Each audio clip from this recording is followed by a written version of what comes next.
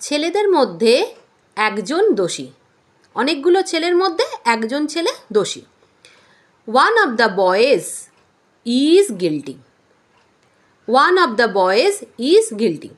ছেলেদের মধ্যে কেউই দোষী ছিল না। None of the boys was guilty. প্রত্যেকটি মেয়েই চালাক। Each of the girls is clever.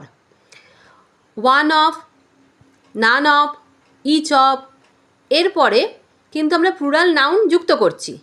দেখো, ওয়ান অফ দ্য বয়েজ করছি, নান অফ দ্য বয়েজ করছি, ইচ অফ দ্য গার্লস করছি, প্লুরাল নাউন যুক্ত করছি। কিন্তু ভার্বটা কি হবে? Singular verb. ভার্বটা কিন্তু সিঙ্গুলার ভার্ব থাকবে। One of, none of, each of এদের ক্ষেত্রে ভার্বটা কি হবে? সিঙ্গুলার ভার্ব লিখতে হবে। ওয়ান অফ দ্য বয়েজ, দেখো বয়েজ করেছি, বয়েজ করেছি, প্লুরাল নাউন যুক্ত হয়েছে, কিন্তু তাদের মধ্যে কি কে দোষী? না একজন দোষী।